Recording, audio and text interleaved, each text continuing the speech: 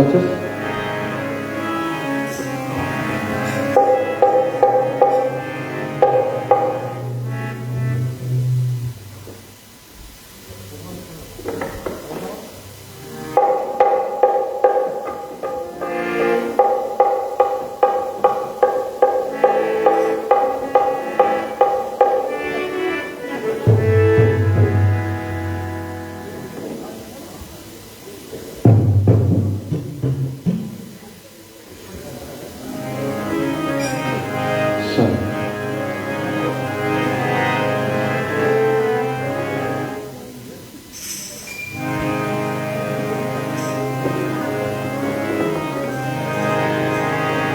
तुम काटो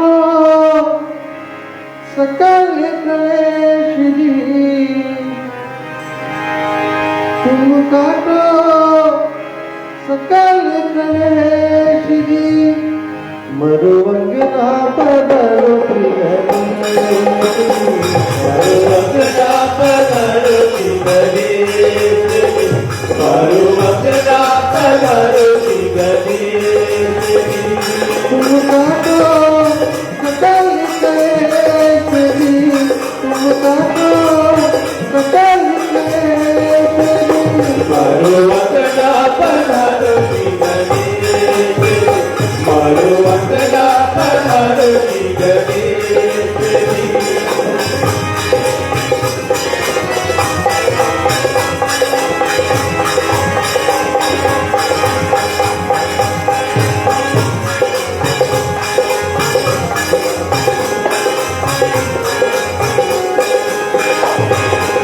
पान चढ़े फूल चढ़े और चढ़े मेवा, पान चढ़े फूल चढ़े और चढ़े मेवा, पान चढ़े फूल चढ़े और चढ़े मेवा, पान चढ़े फूल चढ़े और चढ़े मेवा। मेरा विघ्न मिटाओ श्री गणेश जी, मेरा विघ्न मिटाओ श्री गणेश जी, मरुवंग ना पदरो प्रियरी, मरुवंग ना पदरो प्रियरी, मरुवंग ना पदरो प्रियरी, मरुवंग ना पदरो प्रियरी, मरुवंग ना पदरो प्रियरी। आदरणीय धर्म प्रेमियों, सभी को जय श्री कृष्ण और जय वो की तरफ से आप सभी को अभिनंदन और स्वागत करते हैं। आज जबकि दूसरी दिवस श्री कृष्ण की जो जन्माष्टमी है उसमें प्रवेश कर चुके हैं और मैं धन्यवाद देना चाहूँगा नीलेश पुपोलेश के उनके परिवार को, जिन्होंने मुफ्त में ये बोल हमको दिया है। और नहीं भूलेंगे भाई अरुण को, जिसने ये सजावट की है, मंदिर कला इनको बना दिए हैं। और उधर आप देखते तो हमारे मीडिया के जो संचालक हैं तौफीक जी, ये व्यक्ति जहां भी जो है वो जाता है, कैसो भी कार्य करता है, ये हमारे साथ है। एक समय इनका अभी पिछले साल कि जब ईद था, ये ईद नहीं मनाया जो वो इसके प्रोग्राम में था, तो ऐसे व्यक्ति को हम हृदय से धन्यवाद देना चाहेंगे कि जो हमारे इस तरह से साथ देते हैं। श्रोताओं, बहुत ही रोचक कथा कल आप श्रवण किए हैं। जो नहीं आए हैं उनको बतला दें कि बहुत सुंदर राजा परीक्षित की जो कथा थी और कलयुग में किस प्रकार से हमने प्रवेश किया।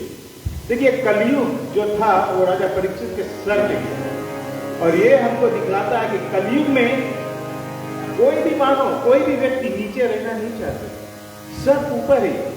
अगर कोई बन गया कोई मंडली का या ग्रुप का प्रधान, तो प्रधान ही रहता है। जय वो इसको छोड़कर हमारा नियम है कि हर 2 साल पर और कोई बनना भी नहीं चाहता इसमें। लेकिन ऐसे ऐसे जगह पर कहीं यानी कि अहंकारी हो जाते हैं लोग, और यही कलयुग का पर कहते हैं कि एक समय था सतयुग, आप जानते हैं 4 युग है। सतयुग था और सतयुग में जो राक्षस थे वो अलगे दूसरे पे रहते थे और जो देवता लोग थे वो अलगे रहते थे, एक दूसरे से मिलना नहीं होता है। लेकिन फिर त्रेता युग जब आया तो त्रेता में क्या हुआ कि विष्णु भगवान ने जब भगवान श्री रामचंद्र जी के रूप में आए तो उन्होंने राक्षसों और जो मानव के एक प्रकार के और राक्षसों को चुन चुन के ना, कि राक्षस तो आप जानते थे कौन राक्षस है, रावण इस राक्षस जो 10 सर लेकर जाते थे और जान जाते थे, तो उन्होंने उनको वध किया, सरंदार किया। और फिर वहां से आया द्वापर, और कहते हैं कि द्वापर में जो हुआ वो भाई भाई में पांडव कौरव जो थे उनमें लड़ाई हो गई, कि भाई भाई में लड़ाई होने लगा और एक दूसरे को कोई नहीं गिनता। आज भी कितने हमारे ऐसे घरों में है, परिवार में है, जहां पर बाप बेटे में नहीं बचती है, भाई भाई में नहीं बचती है, परिवार में, मंडलियों में कुछ ना कुछ खटपट होता था। सास बहू को तो छोड़ दो, तो दूसरी बात है, लेकिन बहुत जगह पर ऐसे होते हैं। और फिर उसके बाद कहते हैं कि कलयुग जब आया, तो कलयुग में ना तो भाई देखता ना भाई भाई देखता, लेकिन एक आदमी के अंदर दोनों रूप है, एक तरफ हमारा अच्छाई है, दूसरा तरफ हमारा बुराई है। तो एक ही में आप सब कुछ दे सकते हैं। कभी कभी लोग आपके मुख पे आएंगे तो अच्छे से बात करेंगे, लेकिन वही फिर क्या करता है कि दूसरे के पास जाकर आप ही का बुराई करता है। मुंह पर राम राम बगल में चूड़ी, ये कहावत जैसे है, अब वही हो रहा है। बहुत बहुत जगह पर ऐसे होता है। और इसीलिए हम क्या कहते हैं कि जो हमारा धर्म का प्रचार है, सनातन धर्म जो है, वो हमको क्या सिखलाती है कि हम किस तरह से मिलजुल के रहें, और जो अहंकार हमारे भीतर है, अंदर है, उसको किस तरह से बाहर निकालें, यही सिखाती है। अगर आप और ये काफी लोग ये सोचते हैं कि अपने घर पर पूजन करते हैं तो हम भगवान की पूजन सब भक्ति करते हैं, ऐसा नहीं है श्रोता। सबसे बड़ा है सत्संग। सत्संग में आना बहुत ही जरूरी है, क्योंकि आप बहुत कुछ सीख सकते हैं सत्संग। और ज्यादा समय नहीं लूंगा श्रोता, और आप लोग के आज रवि कुछ नया कथा लेकर आया है, और उनसे आग्रह करें कि जो आपकी कथा है आप श्रवण करें और शांतिपूर्वक बैठकर। और अगर कोई को कुछ चाहिए तो हमारे ट्रस्टी प्रतीक है, प्रधान है, प्रवीण है, इनको आप संपर्क कर सकते हैं। धन्यवाद।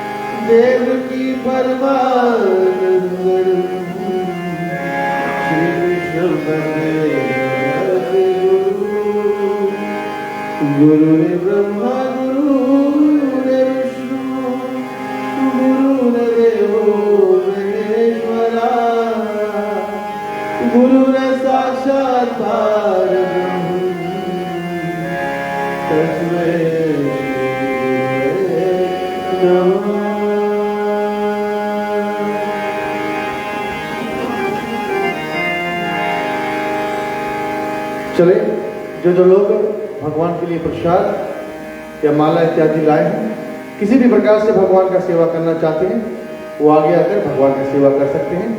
जो कोई के मन में इच्छा है अगर भगवान का प्रसाद चढ़ाने का, भगवान को तिलक करने का या फूल इत्यादि चढ़ाना चाहते हैं, आप आकर चढ़ा सकते हैं।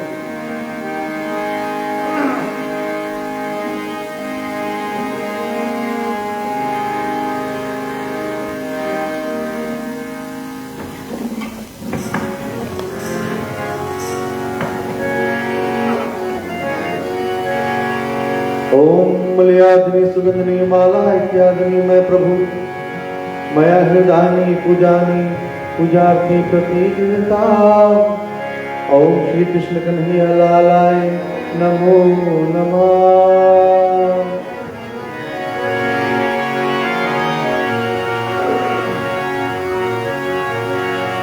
मेरे सुख दुख की रखते हो खबर, मेरे सिर पर साया तुम्हारा है।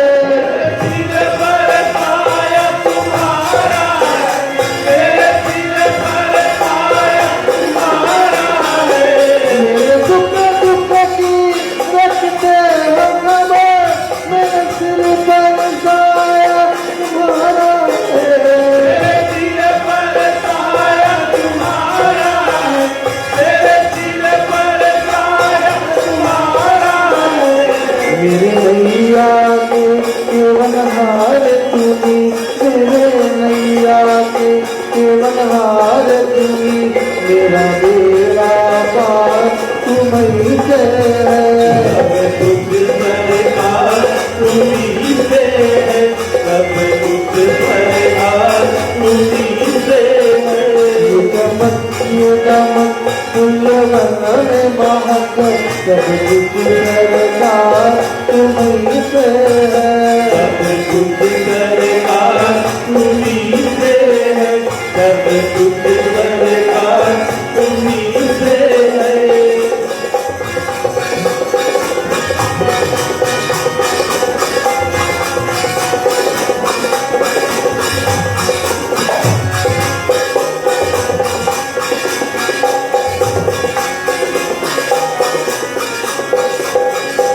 मैं तो भूल गई कुछ भी कहना, तेरी प्रीतम रोते रहना।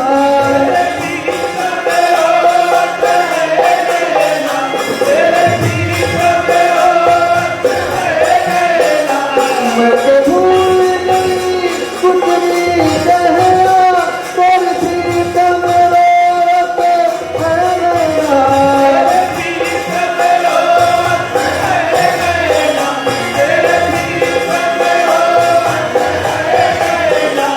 रग रग में बसी है प्रीत तोरी, रग रग में बसी है प्रीत तोरी, अतियत में कुमार तुम्हीं से है। तुम्हीं से है, सब कुछ सरकार तुम्हीं से है। ये चमक ये दमक फूलवन में महक, सब कुछ सरकार तुम्हीं से है। सब कुछ सरकार तुम्हीं से है, सब कुछ सरकार तुम्हीं से है।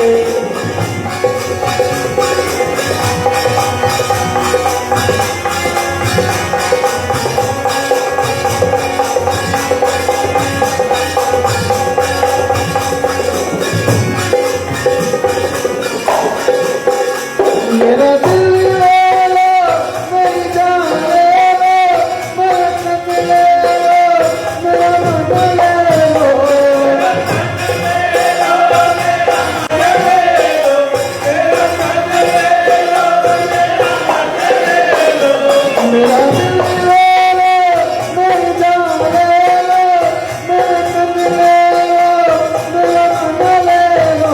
मेरा तन ले लो, मेरा मन ले लो, मेरा तन ले लो, मेरा मन ले लो। मेरी इश्क का निस्बत है तुमसे, मेरा इश्क का निस्बत है तुमसे, जीवन में दिन रात तुम्हीं से है। सब कुछ सरकार तुम्हीं से है, सब कुछ सरकार तुम्हीं से है। ये चमक ये दमक फूलवन में महक, सब कुछ सरकार तुम्हीं से है। सब कुछ सरकार तुम्हीं से है, सब कुछ सरकार तुम्हीं से है। बोले श्री कृष्ण कन्हैया लाल की, श्री रामचंद्र की। उमापति महादेव की। ओम नमः पार्वती पते, हर हर महादेव। उपस्थित आदरणीय धर्म प्रेमियों, सभी का अभिनंदन और स्वागत करते हैं। आज श्री कृष्ण जन्माष्टमी का दिवस 2 और कल आप सभी ने श्रवण किया कि राजा परीक्षित को कैसे श्राप मिला।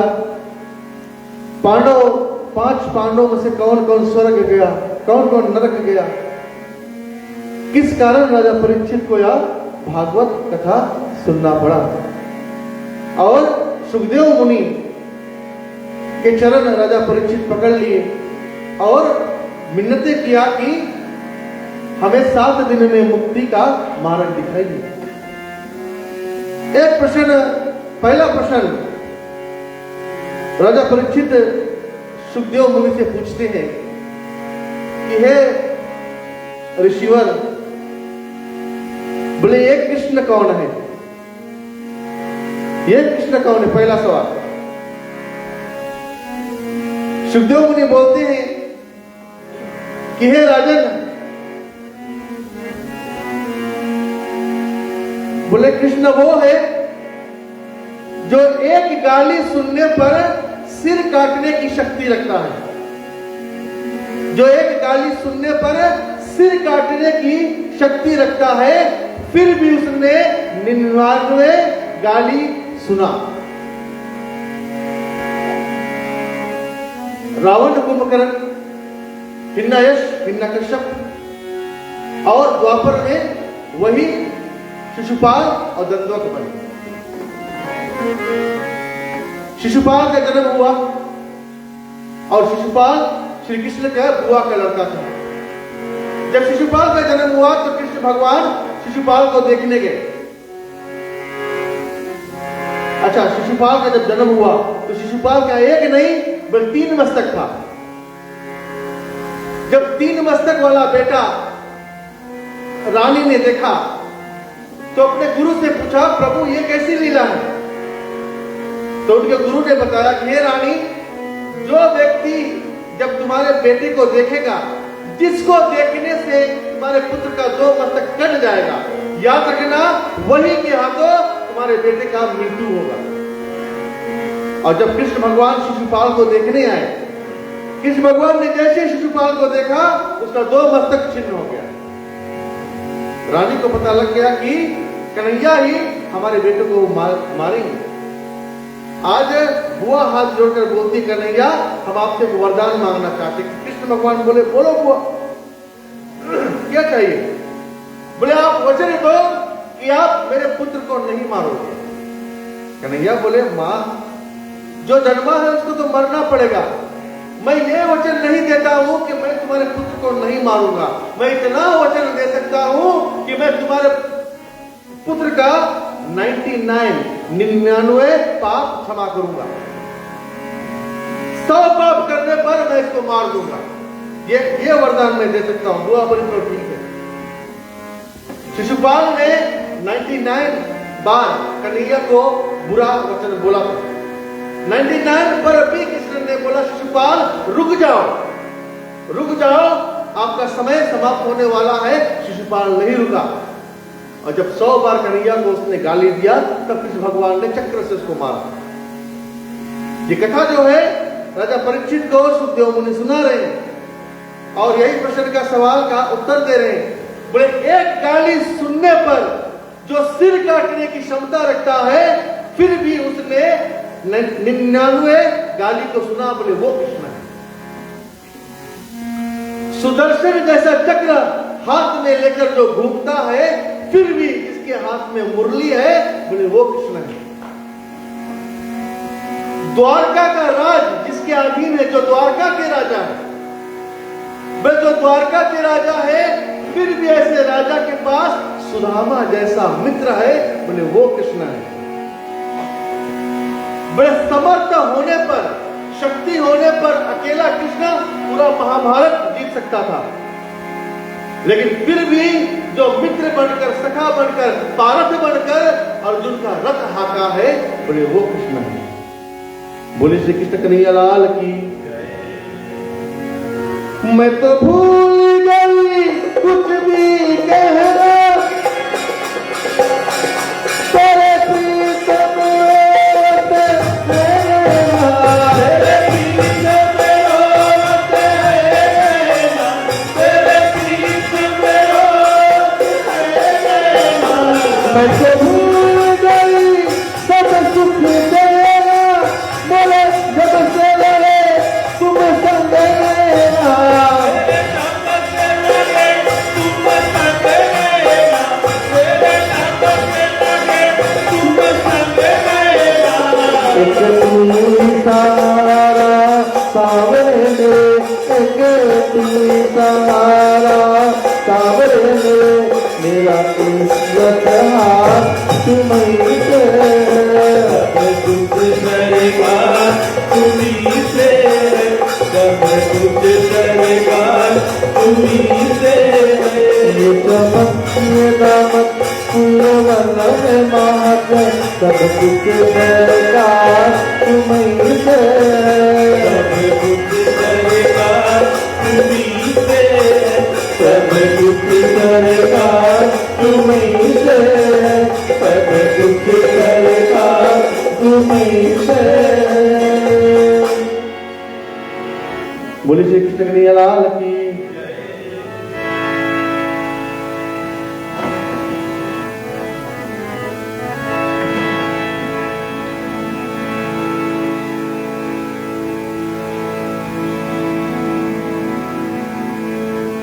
अति सुगंधता अंग में,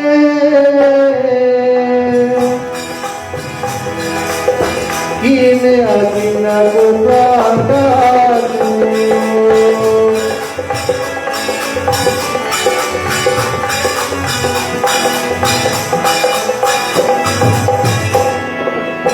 हरि अर्थ से भरे ताप से, ब्रिज सब भयो तू बातो,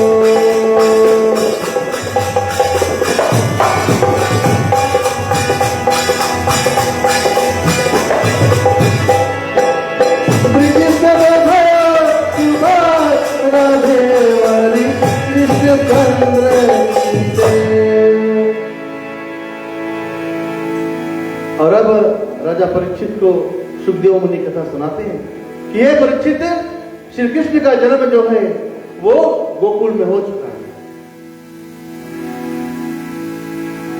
वसुदेव जी कारागृह से कन्हैया को मुक्त कर कर गोकुल पहुंचा दिए हैं।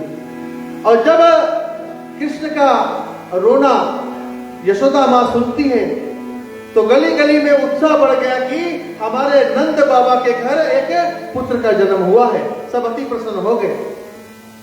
अच्छा, वासुदेव जो था, नंद बाबा जो था, वो गोकुल का रखवाला था। सब जानते थे उसको, वो मुखिया था। और जब मुखिया के घर पर कुछ होता है तो पूरे गांव को आना पड़ता है।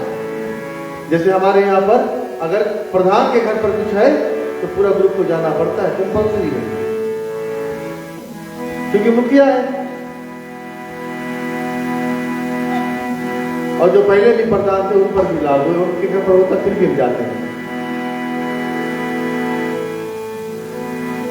नंद बाबा के घर पर एक बेटा हुआ है और पूरे गांव में हलचल मच गया कि नंद बाबा के घर पर कोई जन्म लिया है। और सब को न्योता दिया गया कि आओ और हमारे पुत्र को देखो। कहती है गोपियां अपने घर को छोड़कर नंद बाबा के घर जाती है। कोई दूध लेकर, कोई दही लेकर, कोई फल लेकर, कोई फूल लेकर, कोई खाली नहीं जाता। और जब नंद बाबा के द्वार पर आए तो सामने कौन खड़ा है द्वार पर? नंद बाबा खड़े। और देखे ग्वाल वाल गोपियां सारे खड़ी है। अरे क्या करने आए हो? एक गोपी बोली, अरे नंद बाबा, हम आपके गोपाल को देखने आए हैं। और छोड़ो छोड़ो, हमें तुमसे तो बात ही नहीं करनी। अरे तो किससे बात करनी है? बोले हमें यशोदा से बात करनी है। क्यों? अरे उन्होंने बताया नहीं कि उनके घर पर बेटा हुआ है और ये खुशखबरी कब हुआ इसे हमें पता ही नहीं। और एक सखी बोलती है, हमरे तो हुआ नंदलाल हो चलिया नदिया, हमरे तो हुआ नंदलाल हो चलिया नदिया, हमरे तो हुआ नंदलाल हो चलिया नदिया, आनंद नदिया आनंद नदिया आनंद नदिया आनंद नदिया आनंद नदिया आनंद नदिया, हमरे तो हुआ नंदलाल हो चलिया नदिया, हमरे तो हुआ नंदलाल रे चलिया नदिया, हमरे तो हुआ नंदलाल रे चलिया नदिया। यशोदा मैया बाहर आई, नंद बाबा से बोलती है, कौन कौन आया है हमारे पुत्र को देखने के लिए? अच्छा, जब किसी के घर पर बेटा या बेटी होती है, बोले खाली हाथ नहीं जाना चाहिए, ये हमारा ग्रंथ बताता है। यशोदा माँ बोली, बोले तो नंदोइया आई है। बोले अच्छा आए तो हो, क्या कन्हैया के लिए लाए क्या हो? तो एक गोपी बोली, मैया बोले हम चांदी लाए हैं। चांदी? बोले हमारे शाम को चांदी नहीं अच्छा लगता, हमारे शाम को चांदी नहीं अच्छा लगता। तो भैया क्या अच्छा लगता है? अरे हमारे लाल को तो देखो, सर भगवान जैसा रूप है, इसको चांदी नहीं, बोले इसको सोना अच्छा लगता है। अरे भैया बोले हम तो चांदी लेकर आए हैं। नहीं नहीं, चांदी नहीं चलेगा, चांदी का गहना ना लाना मोरे नंदी, चांदी का गहना लाना मोरे नंदी, चांदी का गहना लाना मोरे नंदी, हमरे तो सोने का रिवाज हो चलिया नदिया, हमरे तो नंदलाल हो चलिया नदिया, हमरे तो नंदलाल हो चलिया नदिया। और दूसरी सखी के पास यशोदा माँ गई और उससे कहती है, अच्छा बहन में तुम क्या लाई हो? बोले मैया हम तो बहुत गरीब है। बोले हम तो लोटा लाए। लोटा? बोले हमारे बेटे को देखने के लिए लोटा लाए हो? बोले हाँ मैया लोटा लाए। नहीं नहीं, बोले हमारे शाम को लोटा नहीं बांधा। अच्छा आप जानते हैं ना, छोटे छोटे बच्चे जैसे एकदम बेचारा खेल रहा हो, अपने मस्त है, अब उसको हर कुछ, उसे कुछ भी दोगे वो सब कुछ नहीं खाएगा। काफी बच्चे कसा हुआ बिस्किट खाते हैं, तो उसे आप और कुछ दोगे वो नहीं खाएगा। आज यशोदा भी वही बोल रही है कि मेरे शाम को लोटा नहीं चाहिए। तो बोले हमारे यहाँ पर बोले पीतल लाना, वो पीतल का अगर पूछे तो वो लाओ, लोटा नहीं चाहिए। बोले थाली या लोटा ना लाना मोरे नंदी, थाली या लोटा ना लाना मोरे नंदी, थाली या लोटा ना लाना मोरे नंदी, हमरे तो पीतल का रिवाज हो चले आना नदिया, हमरे तो नंदलाल हो चले आना नदिया, हमरे तो नंदलाल हो चले आना नदिया। और जब सखियां कृष्ण को देखती है तो एक सखी बोली, अरे ये तो साक्षात नारायण है। दूसरी बोली, अरे इसके मुस्कान ने तो हमारा दिल चुरा लिया। तीसरी बोली, अरे इसके आंख तो देखो ऐसा लगता है कि पूरा सृष्टि जो है इस लाला के आंख में समाया है। और इधर गोकुल में ढोल नगाड़े बज रहे हैं, सब कृष्ण का दर्शन कर रहे हैं। ऐसा लगता है मानो गोकुल में जलसा सा छाया है। जलसा बड़ा डिगे लागे दुवरिया, जलसा बड़ा डिगे लागे दुवरिया, जलसा बड़ा डिगे लागे दुवरिया,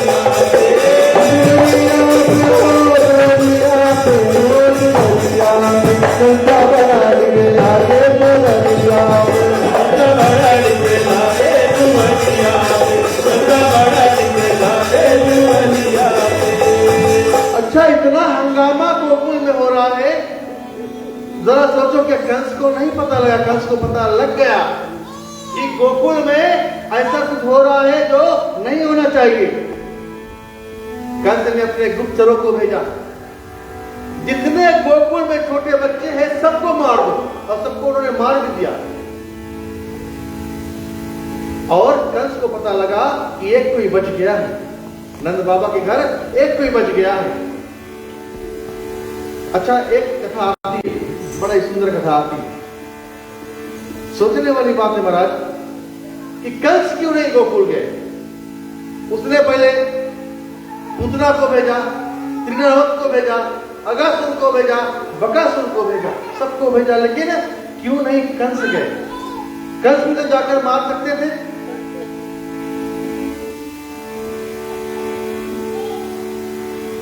इसका जवाब जो है हम कल देंगे। कुछ कथा गुप्त भी रखना चाहिए, लेकिन हम देंगे अवश्य। कंस चाहता तो जाकर कन्हैया को मार, उसने 4-5 योद्धा को भेजा, सब मारे गए, लेकिन कंस फिर भी नहीं गया। जब महायुद्ध हुआ तो रावण ने मेघनाथ को भेजा, अक्षय कुमार को भेजा, सबको भेजा। जब सब हार गए, अंत में रावण गया, युद्ध किया, लेकिन इधर कंस नहीं जा रहा। कंस एक योद्धा भेजता है, खुद नहीं जा रहा। उसका भी एक कारण था। कंस को पता चला कि एक पुत्र का जन्म हुआ है, अब किसको भेजा जाए।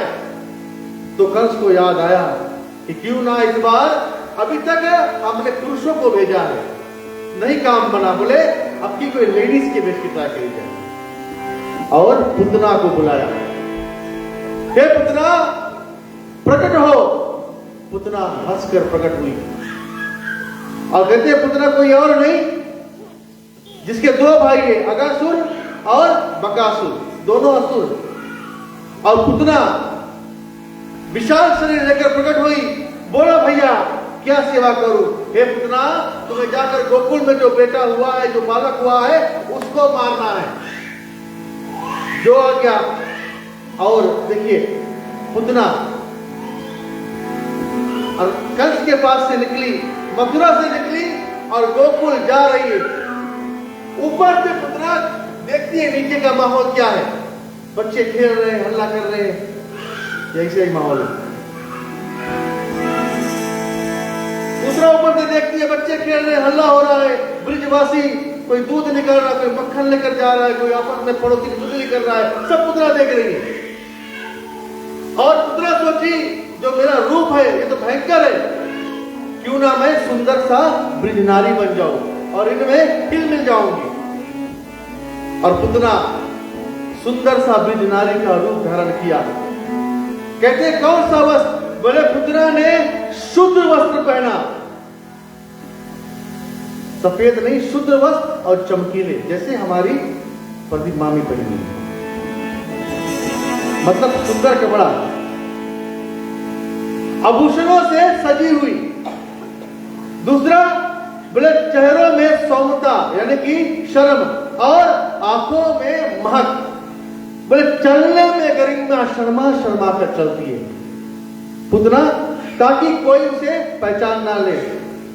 और एक ब्रिजवासी बनकर गोकुल में पुतना अब जा रही है। वेदव्यास जी लिखते हैं, माया रूप सजाई के आई पुतना ठाट, बिन बोले घर घुस गई भुलाए नगर के बाट। ये है कृष्ण कथा निराली बड़ी भागवत की, गुण गाए राधे श्याम जी, गुण गाए राधे श्याम जी, गुण गाए राधे श्याम जी।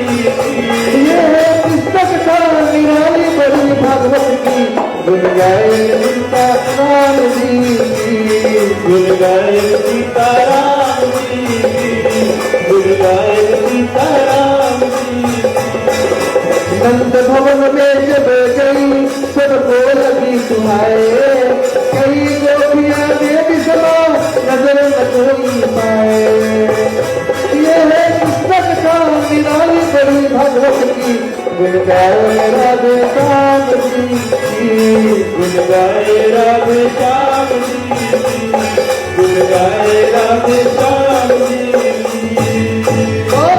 ब्रिज नारी का रूप बनाकर पुतना सुंदर स्त्री बनकर अब नंद भवन में जा रही है, जहां पर कृष्ण जी पल्ला में झूल रहे हैं।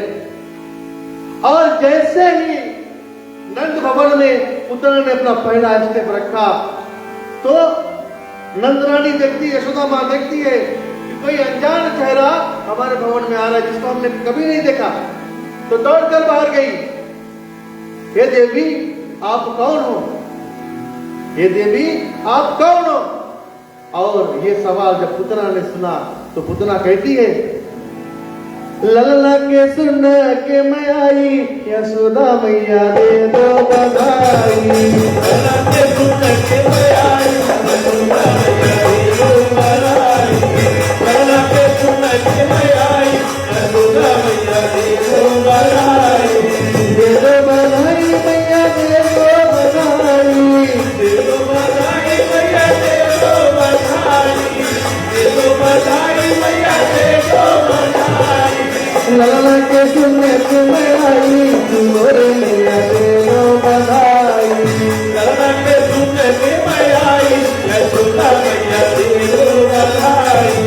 ललना के सुनने के मैं आई, यशोदा मैया दे दो बधाई।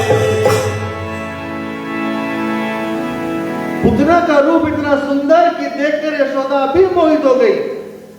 हे मैया हम आपके लल्ला का दर्शन करने आए हैं, हमें एक टीका दो, हमें एक आरती दो, हम लल्ला का आरती उतार कर उसको टीका लगाना चाहते हैं।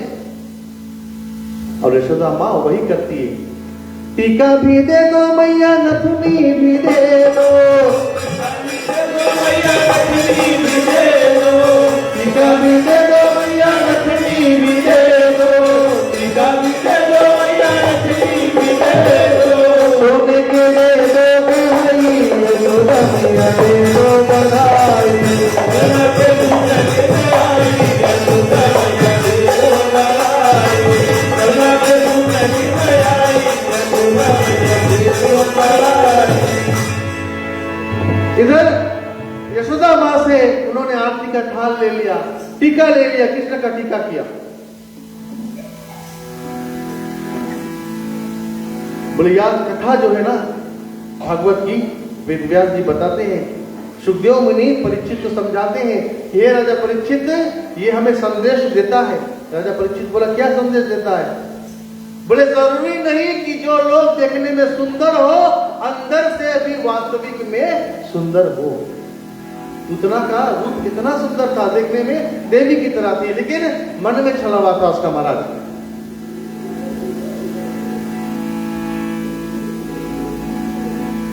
एक संत ने गाया है, जो दिखता है वो होता नहीं, जो दिखता है वो होता नहीं, ये दुनिया बड़ी निराली है। जो दिखता है वो होता नहीं, ये दुनिया बड़ी निराली है। जो दिखता है बड़ी निराली है। जो दिखता है वो होता नहीं, ये दुनिया बड़ी निराली है। यहाँ पानी भी बिकता है, यहाँ पानी भी बिकता है, ये दुनिया बड़ी निराली है। जो दिखता है वो होता नहीं, ये दुनिया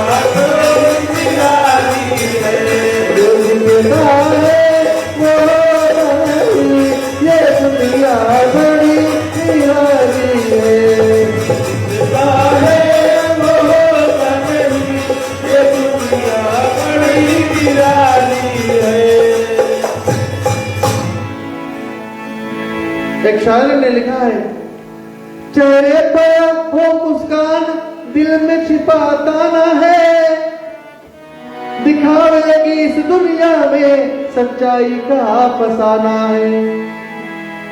जो बाहर दिखे सुंदर अंदर वो कभी काला, मन की गहराइयों को समझना है बड़ा प्यारा। यहाँ तो प्यार भी बिकता है, यहाँ तो प्यार भी बिकता है, ये दुनिया बड़ी निराली है।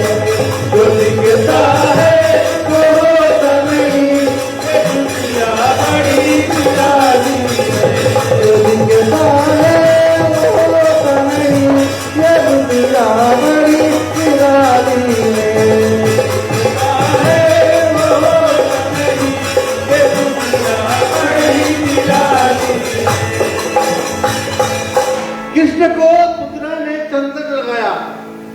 अब यशोदा से पुतना वो कहने जा रही है कि हे मां, बोले मैं कृष्ण को अपने गोद में उठाना चाहती हूं।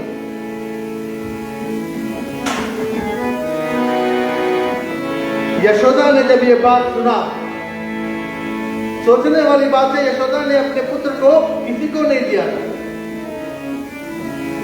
आज पुतना मांग रही है, ये मैया क्या मैं आपके बेटे को गोद में उठा सकती हूं? पुतना ने ऐसा वचन कहा कि यशोदा को ना चाहते हुए भी अपना पुत्र देना पड़ गया। जब कोरोना आया था तो कोई अपने बेटे को नहीं देता था ना, बोले वायरस पकड़ने।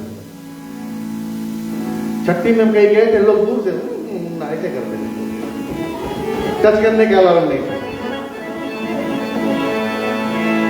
आज यशोदा से पुतना ने क्या बोला?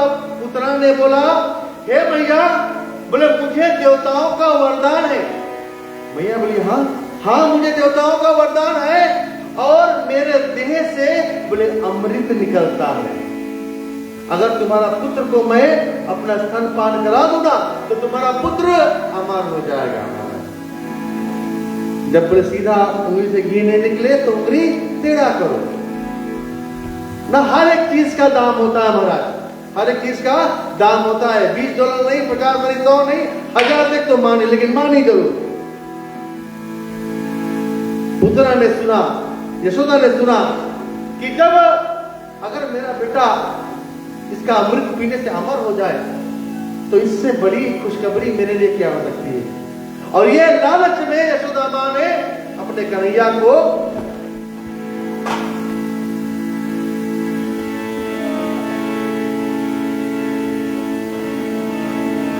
श्री कृष्ण गोविंद हरे मुरारी, हे नाथ नारायण वासुदेवा। श्री कृष्ण गोविंद हरे मुरारी, हे नाथ नारायण वासुदेवा। श्री कृष्ण गोविंद हरे मुरारी, हे नाथ नारायण वासुदेवा। श्री कृष्ण गोविंद हरे मुरारी, हे नाथ नारायण वासुदेवा। हे नाथ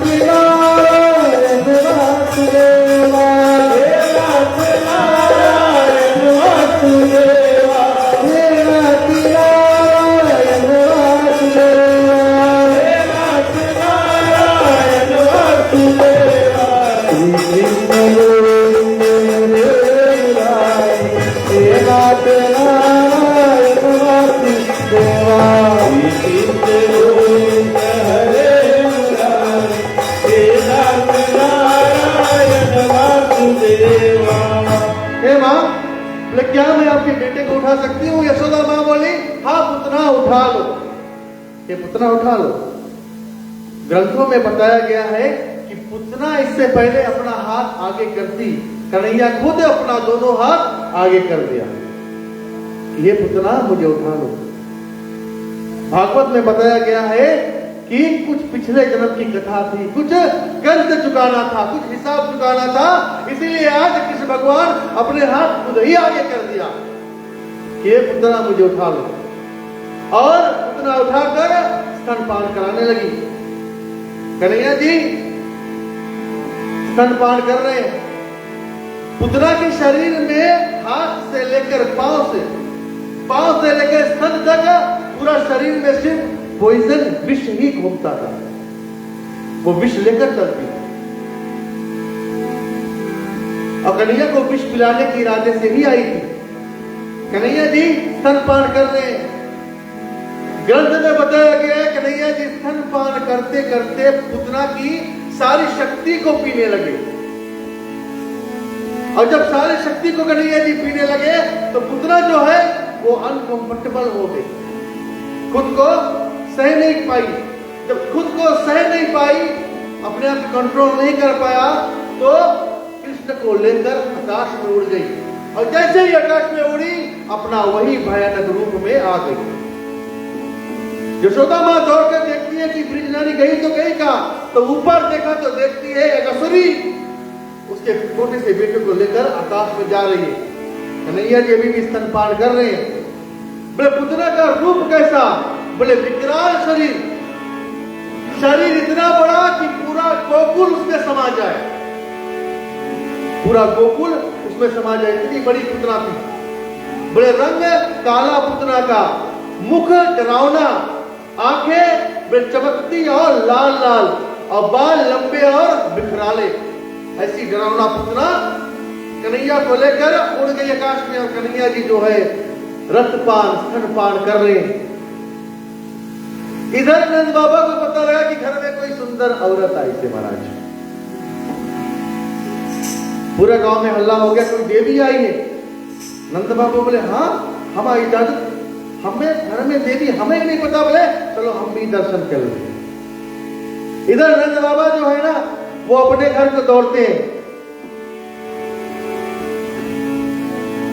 सुनो सुनो सुनो नंद बाबा सुनो, सुनो सुनो सुनो नंद बाबा सुनो, एक सुंदर ग्वालिन आई है।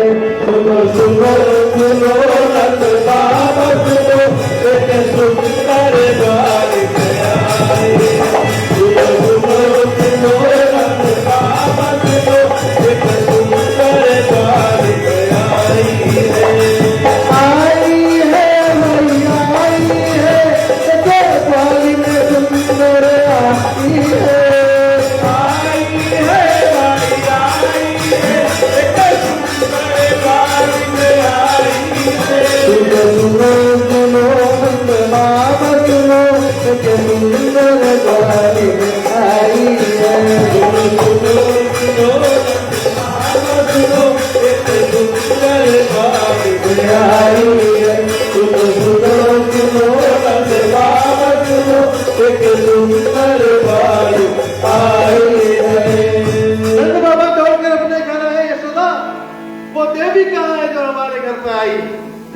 बोली महाराज वो देवी नहीं। बोले तो चुड़ैल है। अरे कहां गई? बोले उधर देखो। और उधर महाराज उतना हाथ फैलाए, अब कृष्ण को लेकर उड़ रही है आकाश में। स्वरूप इतना भयंकर, वेदव्यास लिखते हैं पुतना का जो रूप था, अरे भव और विशाल, काले केश कांपते स्वर थी उसकी नजर में जाल, हाथ में विष वशीकरण, नाक में बहती आग, कृष्ण को मारने हेतु आई, वाई थी कुटिली भाल। ये है कृष्ण कथा निराली बड़ी भागवत की, गुणगाए राधे श्याम जी की, गुणगाए राधे श्याम जी की, गुणगाए राधे श्याम जी की। ये है कृष्ण कथा निराली बड़ी भागवत की, गुणगाए राधे श्याम जी की, गुणगाए राधे श्याम जी, गुणगाए राधे श्याम जी की, गुणगाए राधे श्याम जी। इधर यशोदा नंद बाबा जितने भी ग्वाल वाले सब हाय कन्हैया कर कर बोलने लगे। और उधर कृष्ण भगवान जो है पुतना का स्तनपान करते करते उसकी सारी शक्ति पी लेते हैं और पुतना का वध कर देते हैं। जब पुतना गोकुल में गिरी, पूरा गोकुल दब गया महाराज। कई लोग पुतना के नीचे दब गए। यशोदा दौड़ी, नंद बाबा दौड़े अपने लाल कन्हैया को देखने के लिए, लेकिन कन्हैया जो है देखते हैं कि पुतना के छाती पर बैठकर मुस्कुरा रहा है, हंस रहा है।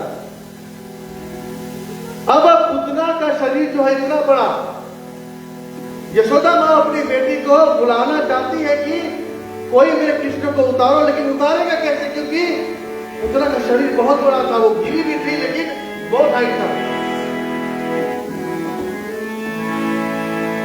कृष्ण को उतारने के लिए पुतना मर गई।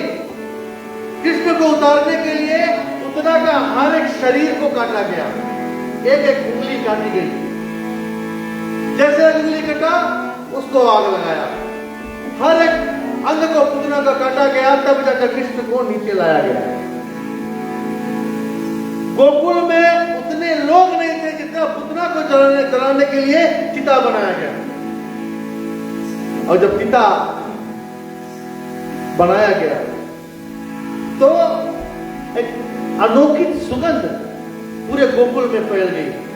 गोकुल इतना सुंदर महकने लगा, सब अचरज में पड़ गए कि राक्षसी जल रही है लेकिन इतना सुंदर क्यों महक रहा है। राजा परीक्षित भी सुखदेव मुनि से बोले, सुखदेव मुनि बोला कि जिस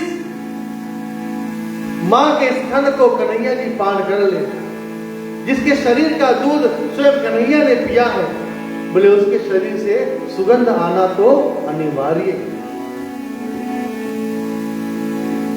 फिर राजा परीक्षित ने पूछा कि हे सुखदेव मुनि, पुत्र ने ऐसे कौन से कर्म किए थे कि आज उन्हें कृष्ण को दूध पिलाने का मौका मिला। और राजा परीक्षित जो है सुखदेव मुनि कथा सुनाते हैं कि ये परीक्षित ध्यान से सुनो कि पुतना ने ऐसे कौन से कर्म किए थे। एक समय एक राजा था, राजा बलि।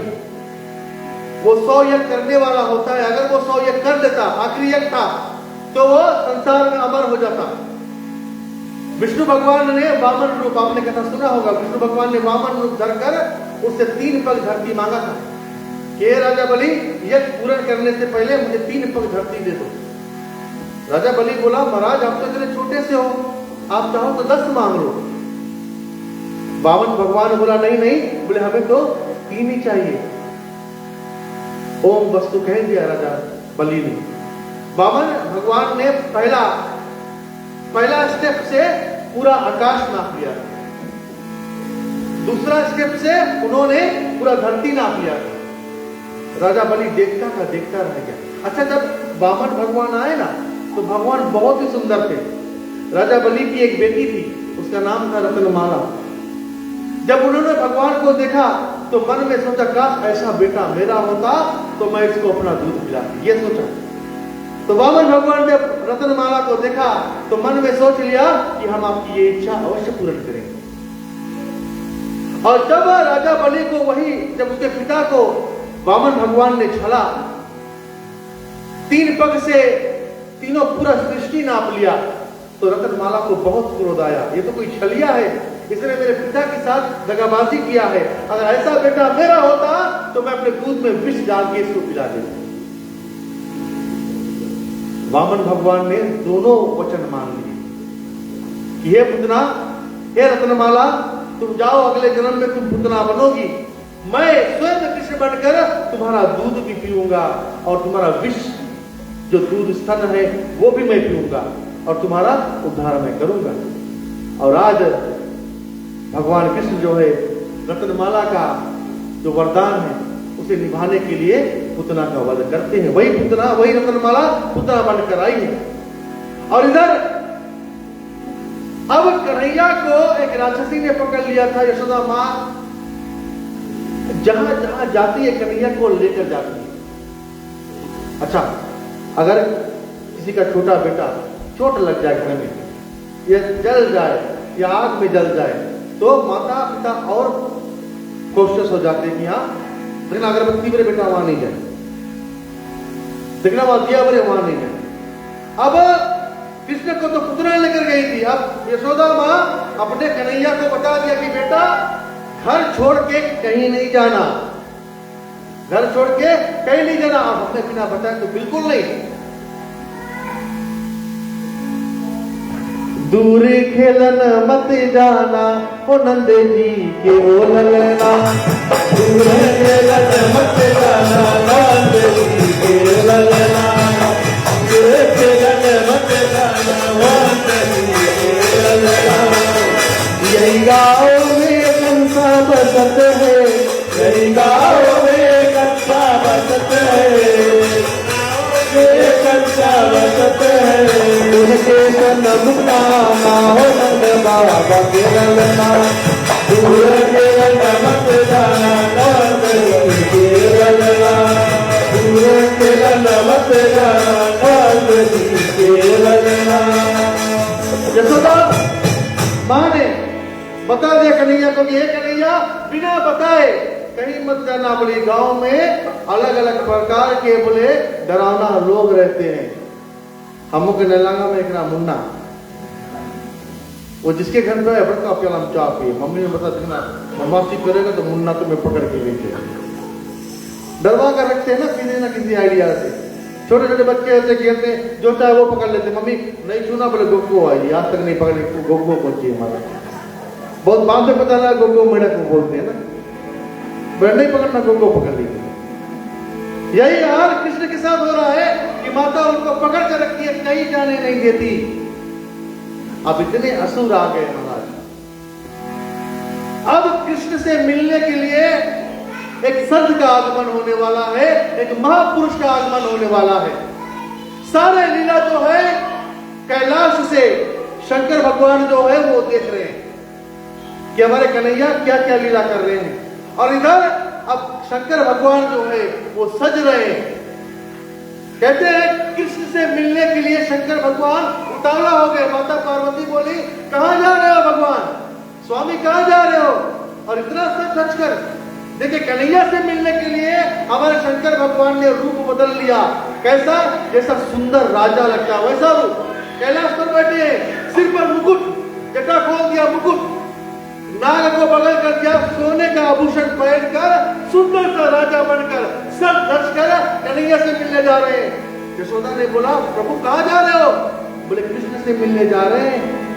बोले इतना सच कर तो हमसे शादी करने भी नहीं आ रहा तुम, और कृष्ण से मिलने के लिए इतना सजावट? बोले हाँ, वो मेरे मित्र है, मेरे इष्ट है, मेरे प्रेमी है, प्रभु से मिलने में जा रहा हूं। हे प्रभु ऐसे जाओगे तो आपको गोकुल में एंट्रेंस नहीं मिलेगा। हाँ नहीं मिलेगा। बोले जोगी का रूप धर कर जाओ कि जहां पर आपको गोकुल में आने का एंट्रेंस मिल जाए। सच्चे पार्वती? बोले हाँ, अपने जटाओं को पुनः लाओ, तिलक लगाओ भस्म का प्रभु, ऐसे राजा बनकर जाओगे आपका एंट्रेंस नहीं मिलेगा। और हमारे शंकर भगवान जो है ऐसे सीधे साधे जटाओं में ही शोभा देते हैं हमारे भगवान। जब तक शंकर भगवान के गले में नाग ना हो भगवान का रूप अधूरा लगता है। इसीलिए संतों ने गाया है जटाट विंगला जला प्रवाह पावित कलेवरम बलंबितम भुजंग तुंगमाल दमं दमं दमं दमं विनान देव मंगल सकोल चंद्र तांडवो तनोतु नाचिवा शिवम। ओम नमः शिवाय, ओम नमः शिवाय,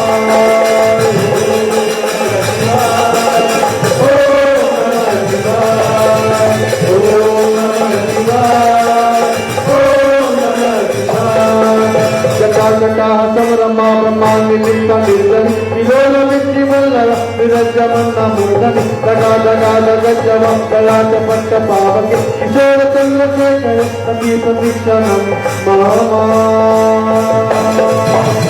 ओम नमः शिवाय, ओम नमः शिवाय, ओम नमः शिवाय, ओम नमः शिवाय, ओम नमः शिवाय, ओम नमः शिवाय, ओम नमः शिवाय, ओम नमः शिवाय। बोलियो भक्ति महादेव की, श्री रामचंद्र की, राधे प्रिय कृष्णचंद्र की। ओम नमः पार्वती पते, हर हर महादेवा। शंकर भगवान महाराज सज रहे हैं और आज नहीं पहुंचेंगे, वो कल पहुंचेंगे। दूर है ना कैलाश गोकुल से, तो वो कल आकर पहुंचेंगे। और जब तक हम शंकर भगवान का इंतजार करते हैं, चले सभी लोग स्थानों पर खड़े हुए और मिलकर भगवान की आरती करते हैं। बोलिए कृष्ण कन्हैया लाल की।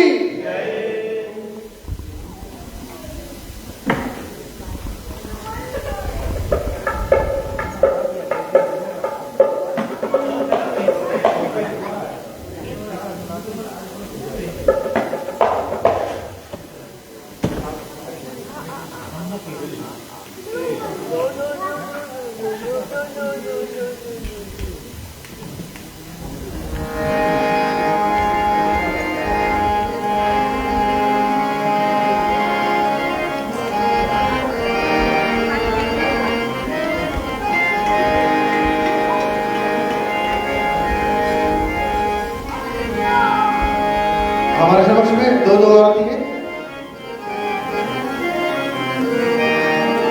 आप दो कतार में आरती ले सकते हैं।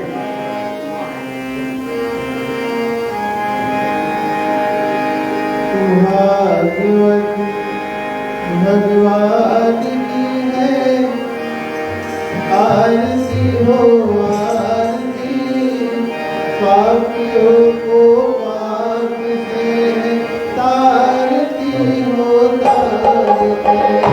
भागवत भगवान की है आरती हो आरती, पापियों को पाप से तारती हो तारती।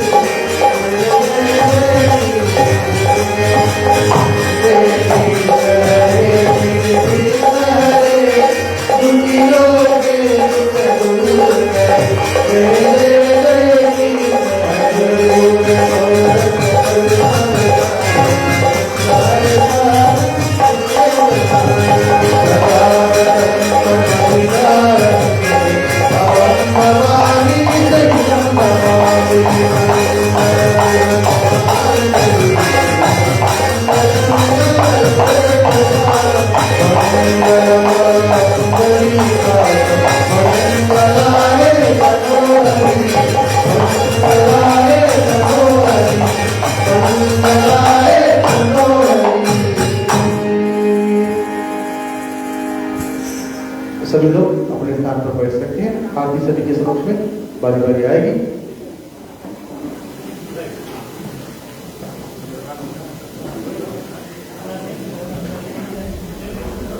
जब तक आरती का दर्शन आप कर रहे हैं, मैं निवेदन करूंगा हमारे परम जो हमारे ग्रुप को सपोर्ट करते हैं, हमारे मामा जी, अल मामा जी, उनके मुखारबिंद से 2 शब्द अवश्य ही, और उसके बाद हम कथा को विश्राम देंगे। ना भूलते हुए आउटलैंड इवेंट पार्टी है प्रवीण, जिन्होंने मुफ्त में जो चेयर है, टेबल्स वगैरह उन्होंने फ्री में दिया है। साथ में हमारे परम सखा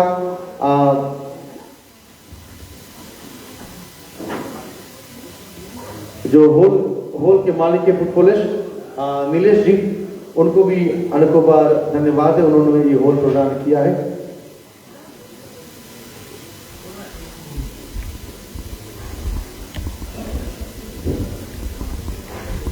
और हमारे परम मित्र अरुण जी, जिन्होंने सुंदर से यहाँ पर डेकोरेशन किया है, आप सबको अनेकों बार धन्यवाद है। चले मामा जी। धन्यवाद रवि। कृष्ण जन्माष्टमी के उपलक्ष्य में दूसरे दिवस आए हुए यहाँ पर जितने भी श्रद्धालु भगवत भगत, आप सभी को स्वागत और धन्यवाद है। और विशेष तौर पर जेहू बॉयज कल्चरल ग्रुप, आपको विशेष साधुवाद, क्योंकि आपने जैसे कहते हैं कि अपो दीपो हुआ, आपने अपना दीप, अपना रोशनी को खुद जलाया है, और उसके साथ साथ में जो छोटे छोटे बच्चे हैं उस उजेला के और साथ में वो जल रहे हैं और हम जो देख रहे हैं, और उसके लिए बहुत बहुत धन्यवाद। और आप तो कथा में सुना ही है कि क्या कष्ट कन्हैया जी को है। हम कभी कभी कह देते हैं कि हमने बहुत कष्ट उठाकर यहाँ पर आया है। कथा में आपने सुने होंगे कि जो भगवान है वो कष्ट क्यों उठाते हैं? वो तो मंदिर में बैठा रहेगा आराम से, लेकिन भक्तों के लिए और जो जो उसको मानते हैं उनके लिए वो पृथ्वी पर आते हैं। और विशेष तौर से आपने आज कथा में सुना कि शिशुपाल, वो जो आखिरी इनकारनेशन था, शिशुपाल को उन्होंने श्री कृष्ण ने जब उसका वध किया तो शिशुपाल कहाँ गया? शिशुपाल को भी वो अपने अंदर समा लिया और उसका भी मोक्ष प्राप्त करा दिया। देवी सज्जनों, पूतना भी जो थी और पूतना का भी वध किया, और उसका भी जैसे रवि ने बताया कि उसका भी शरीर से सुगंध आ गए। तो भगवान जिसका जिसका वध करते हैं उसको मोक्ष प्रदान कर देते हैं। इन चंद शब्दों के साथ धन्यवाद। बहुत बहुत धन्यवाद मामा जी। चलिए हाथ जोड़ लेते हैं और